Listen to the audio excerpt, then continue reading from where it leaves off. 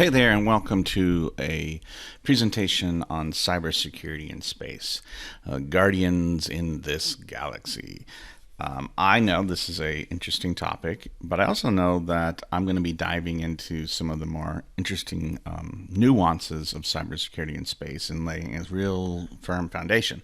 So, to keep your attention, I've decided to theme every slide, or just about every slide, with a different sci-fi movie and an appropriate meme that goes along with it. So I'm not going to read every meme to you, but I am going to read this one. Use the Force, Harry Gandalf. Man, that's just good. So many things wrong with that. Okay, let's jump into it. First, what do you need to know? Well, you probably need to know who I am. I do big things with cool people.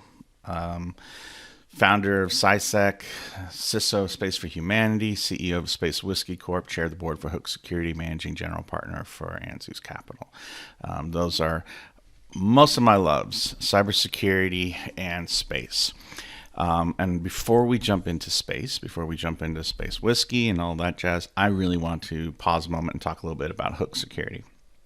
So, the purpose of Hook Security is to create technologies and help the world resist manipulation through technology. So we are talking about the brain science, talking about behavioral science, talking about all these different sciences, and we're bringing them into the cybersecurity world. So if you have humans in your organization and these humans interact with technology, you need to be very, very careful how you approach training them on how to be safe, because not all training is created equal. Just like not every meme you'll see here is created equal. So if you have any questions or you want to learn more about Hook Security, if you're struggling with coming up with a sustainable and effective training program, come up and talk to us. And then I'm going to dive into Space Whiskey a few slides from now. But a little bit more about me. So I've written a bunch of books. As you can see, my interests vary. I find an interest in a thing that I don't know much about, and then I do my best to become an expert in it, and then I write a book at it. I've got a lot of nonprofits that I work with, support a lot of universities, talk at a lot of places, and hang out with a lot of cool people. All right, let's do this.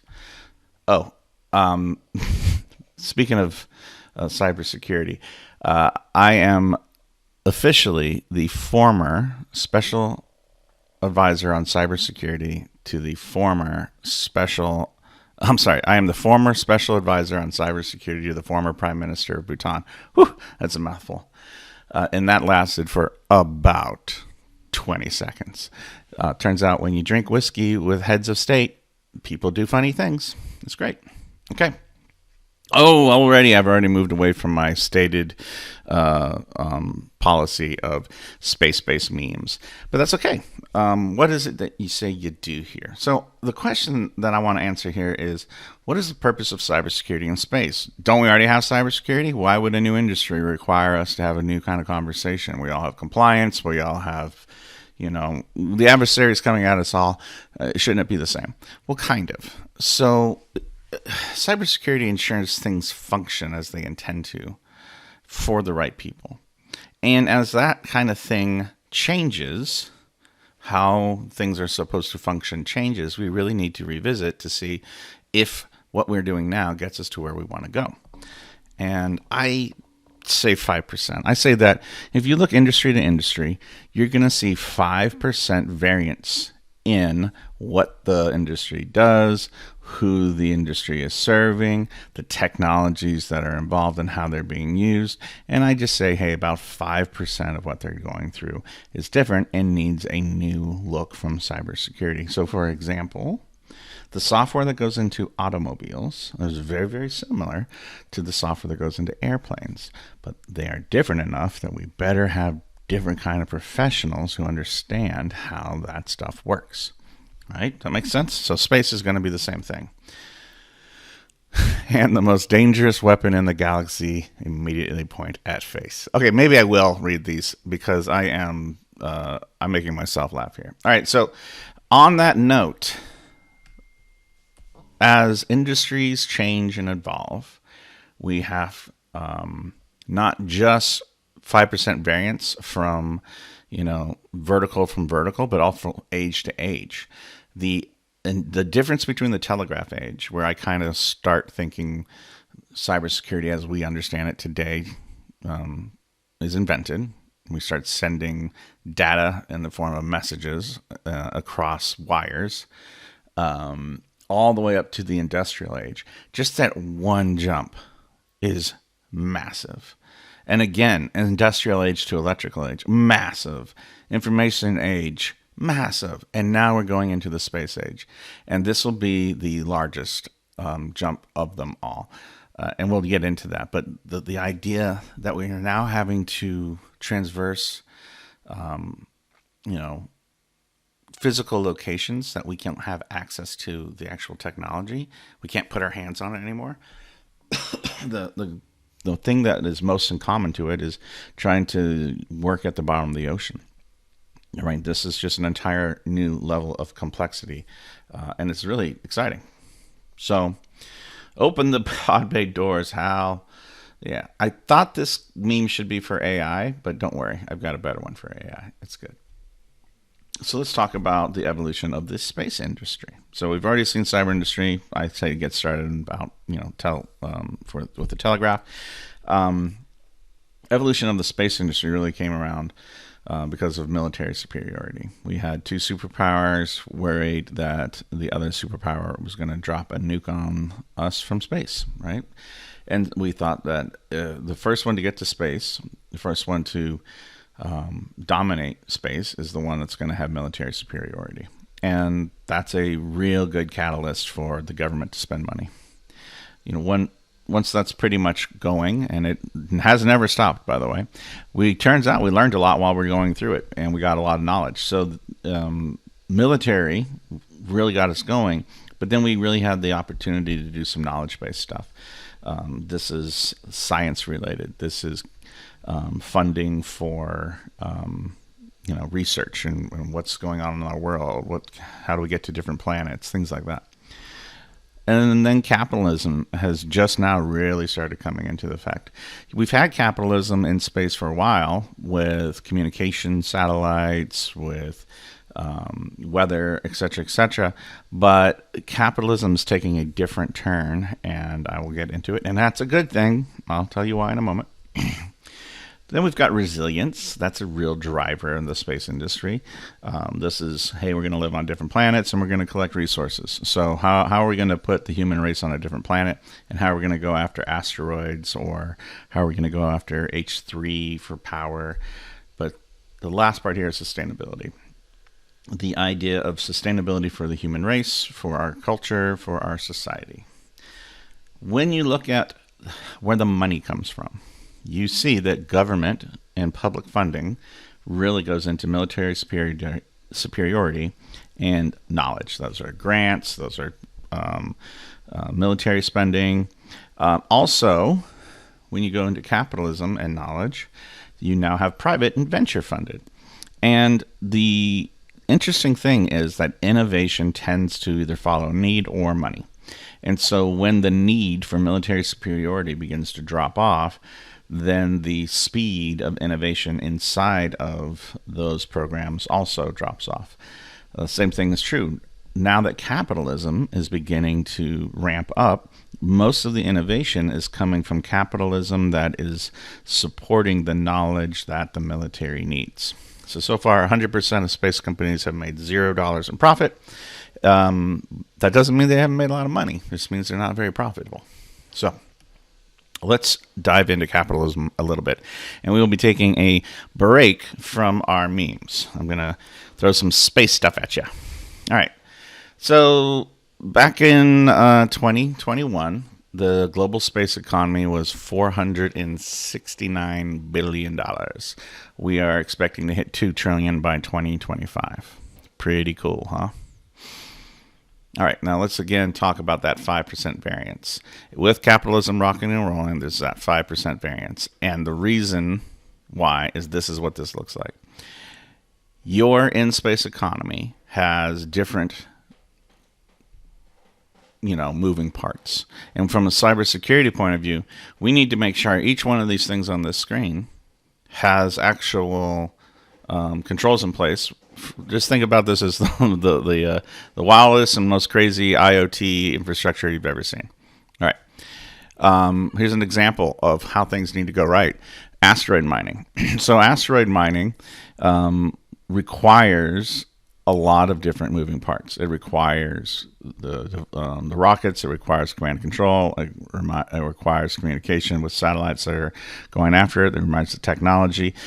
Oh man, this goes on and on and on. The satellites that are going to be out there. So asteroid mining is enough of a large industry that it will, what is it worth? 2.9 trillion, one single 500 meter platinum rich asteroid. That's crazy. And then we also have economy that's close to Earth, right? So this is the stuff that I'm going to be playing with my space company, is low Earth orbit. I'm going to be really concerned about launch and resupply on orbit, in orbit, manufacturing, and use of orbit, and then re-entry. All those things have to happen, and I will need most of these things to make it work, because I'm doing something amazing. Space Whiskey. Don't worry, I'm going to actually bring Space Whiskey back into the case study for why we need cybersecurity in just a hot minute. But this is what I'm building, and then I'm going to show you how cybersecurity and cybercrime can screw with it. So yes, this is real, and I am doing it. And if you are interested in investing, please let me know. And I'm not joking. Yeah. Okay, so science makes things better. 227 miles up, we started doing a whole bunch of experiments. And one of the experiments was Budweiser grew all the things needed for beer on the International Space Station. That's with a company in Kentucky called Space Tango. In 2011, Ardbeg Scotch was aged on the International Space Station by my buddy Justin over here. Was with Redwire, and he ran the experiment, meaning he was sitting in Jacksonville, Florida, and then he had all of his computers talking to the International Space Station's computers while the astronauts on the International Space Station made sure that everything was going well. So he ran the experiments from Earth, and turns out, it made some really bad scotch. It turns out the gravity didn't exist, and therefore the scotch didn't interact with the wood chips and all the things. So, yeah, not as tasty as it could have been.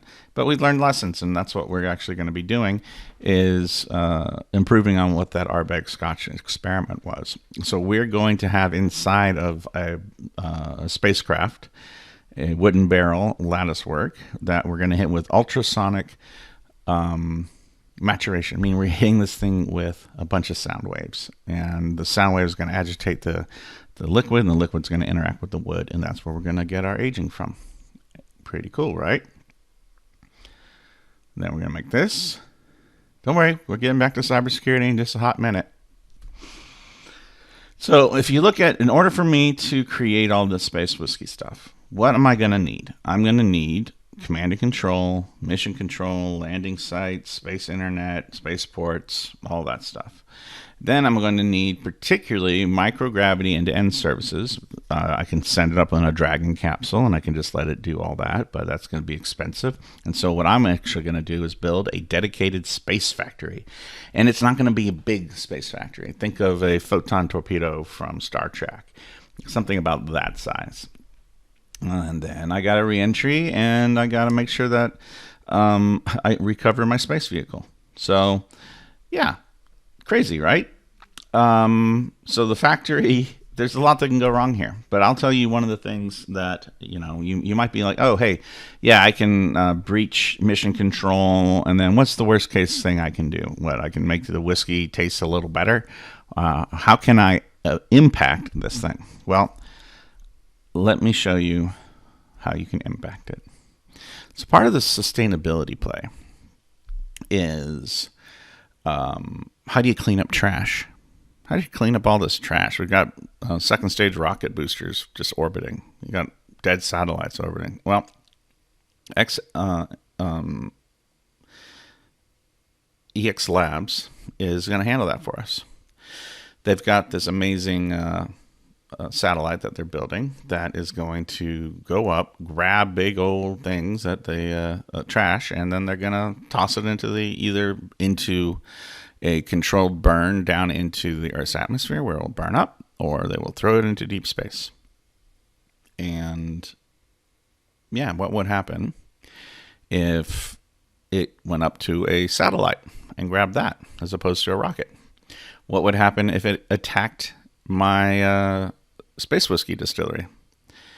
All of a sudden, we have a piece of hardware that is designed to interact with other physical objects in space, not just data transfer and move around. You have basically a hunter-killer satellite. And what would happen if somebody hacked this thing and it didn't actually just go after my distillery? What if it went after a GPS satellite? What if bad actors got involved? Yeah, now all of a sudden cybersecurity is incredibly important, because unlike a data center, the only thing that, well, let me rephrase that. Because of its physical location, it is not very likely at this point, although it is not impossible, that somebody can come up and mess with that thing. The more likely answer is a cyber attack that will breach the command and control. And if I can do something like a man in the middle, or if I can do something that really gets me there, I can screw with the world's economies. And it's important that we take this seriously, because the economy is important. What happens when someone hacks the spacecraft that can grab things in space? Guardians of the Galaxy, folks. That's what we got to be. So I remember I was sitting on Necker Island, hanging out with Richard Branson. What? Adam, you look different in both of these pictures. So does Richard. Yeah, I know. I've been twice. Whatever. It's just a thing that I do. But I remember I was sitting there, and Richard was saying, oh my gosh, Russia shot down a satellite. And he showed me his phone, and I didn't need readers at the time. I was like, whoa, Richard, that's neat. But why would you care if Russia can shoot down a satellite? The thing that's most important is that Virgin Orbit just sent 20 CubeSats to space that use the internet for command and control. And at the end of the day, that's a whole lot worse, because now there's 20 IP addresses I can go after. And I guarantee you, it's easier for me to hack an IP open on the internet than it is for me to line up a ballistic missile and send it up into the air and blow up a satellite. It really is not that big of a deal. You should be focused on the communication to your payloads. And the way it works right now in the industry is nobody cares. That's up to the person who's sending the satellite, right? And so most people barely have enough money to send the satellite up to space, much less have command and control and secure connections. So problems still to be determined and how we solve. So here's the question. How do I protect my Space Whiskey Orbital Distillery from killer satellites? Now we're diving back into cybersecurity in space. Okay, so vulnerabilities in space technologies. If we're thinking about this, all this infrastructure that's being deployed, one of the problems that we have is security policies and security controls always lag behind innovation. And because we can't secure a thing until someone's invented it, right? That's just kind of the way it works. And so the speed of innovation in the space industry is just astronomical, out of this world, space puns. And so we're way behind the ball here. Also, the physical location we touched on. It's very, very difficult to figure out how do you protect the infrastructure up in space. So if something breaks, you can't go in and reboot the computer. We have a whole different level of it has to work in very poor locations. So that's a huge vulnerability that we need to be concerned about. And then finally, I say emerging markets and changing processes. This means that people are using the technology for things it wasn't supposed to be used for or wasn't intended to be used for. And as soon as the use case changes, so does the vulnerabilities. Vulnerabilities are now introduced. Take the internet, for example. DARPA made it. with some universities, and it was supposed to be a closed system. So they really didn't spend a lot of time on how do you secure it. And now we all use it for e-commerce. Probably not great. So this is a breeding ground for new vulnerabilities. And every month that goes by, every innovation that kicks in, and every attempt to commercialize, we create more vulnerabilities. Whew. So that means we need to rethink our strategic defense in space. Ender's Game. You got to change your perspective while you're in space. This means new standards. And for a long time, I thought, gosh, I better go write these. And then I stumbled across some of the great work that Space Force is doing. And there's some ISCA groups that are doing it. And people are working on the new standards. Now, I will talk about what I think is wrong with these new standards coming up in just a minute. But again, these new standards are typically all about compliance and how do we talk to each other. It's great, but these standards are not really safety. The second thing here is an emphasis on resilience. In space, you have to assume things are going to go wrong. You have to assume your satellites are going to get hit by something. You're going to have to assume that there's going to be communication problems. You have to assume things are going to go wrong. So when you do security in space, you have to assume the same thing. It's an emphasis on surviving a hit. It's an emphasis on being resilient, not on never having a problem, which I think the whole industry needs to go to, actually. Space-specific threat intelligence. So right now we need to have better, SecOps. We got to have different tools to give us better information. And that's part of how we redo our strategic plans, is based off of threat intelligence. And then, again, we go back to the idea of this whole new environment and what's the integration of physical and digital security. How do we work with the people who are controlling the environment of space as we are controlling the communications and the operations of space? Okay. To me, we got to build a new cyber infrastructure, right? Space needs a new internet. We've already talked about the fact that the internet has been misused. It's far beyond what it is intended to do. When it was created, it was a leaky ship. It was built for speed of communication, not necessarily safety of communication, which means that when you start using things on it that need to be secure, you go and you start creating doors and then trying to lock them. But it's also more like, hey, I have the frame of a ship that hasn't gone out to sea, and I put it out to sea and it immediately begins to flood and leak, and we just keep patching it and patching it and patching it. But it's always a leaky ship. Water is always getting in.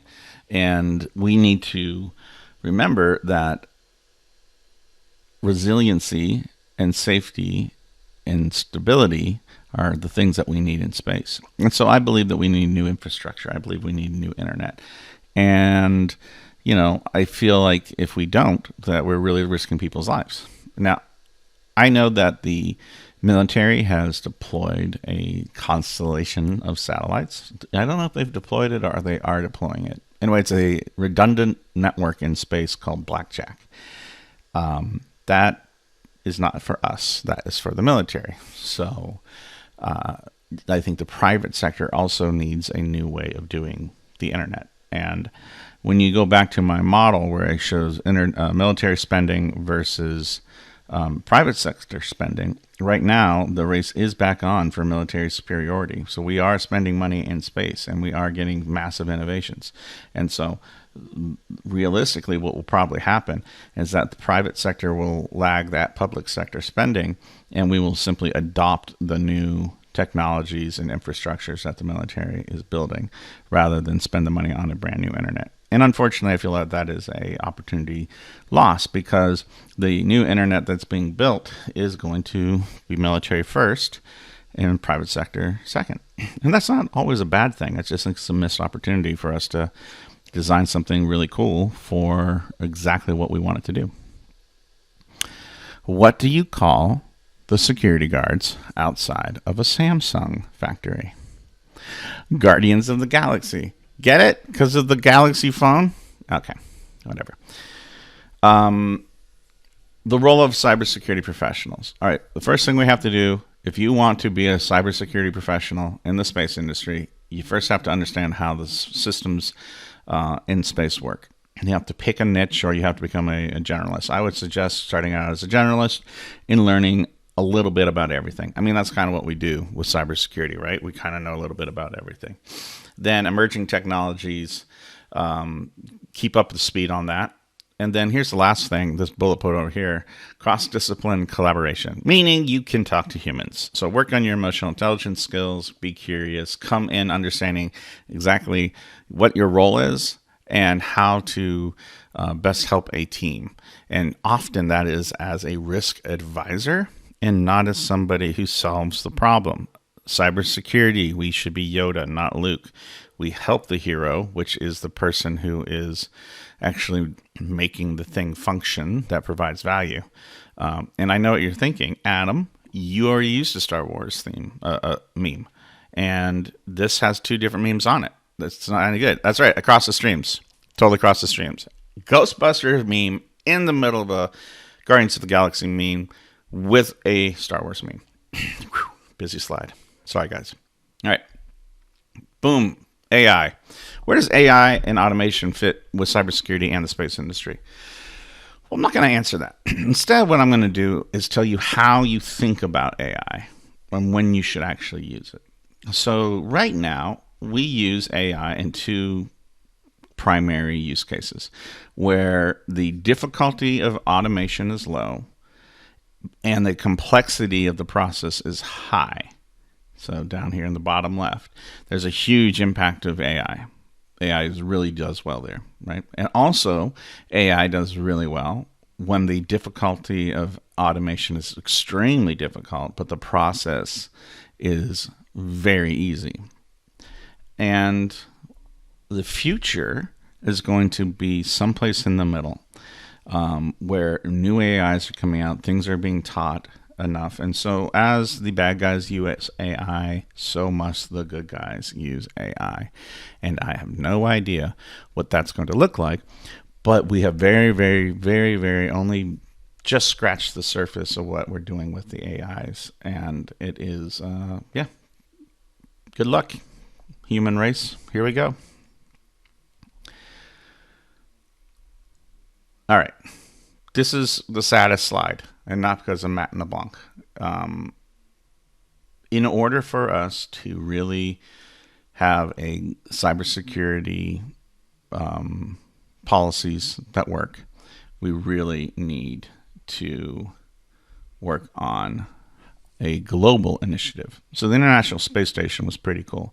A lot of countries got together and worked on it, but we didn't let China play. Right, so the world is broken down into markets, politics, and geolocations. And when there's conflict, the conflicts bleed into the things that we are all working on together. So, for example, when the Ukraine war started, and the United States and the Allies did not back down, when NATO didn't back down, Russia told its cosmonauts on the International Space Station to decouple the Soyuz, which is the part that actually keeps the International Space Station orbiting so it doesn't burn up. You know, Vladimir Putin said, get on the Soyuz and come home, and to basically kill everybody else on the space station. And thankfully, they did not. But how are you going to have global security policy when we don't even have global actual policy on how to be good human beings to each other? So, but again, that's the entire catalyst around cybersecurity, I guess, is that bad people are out there and they're going to try to do things. So there are certain places that we can have success. United Nations is a great place to start. At least we can have conversations there. Interpol, when we're talking about, global law enforcement.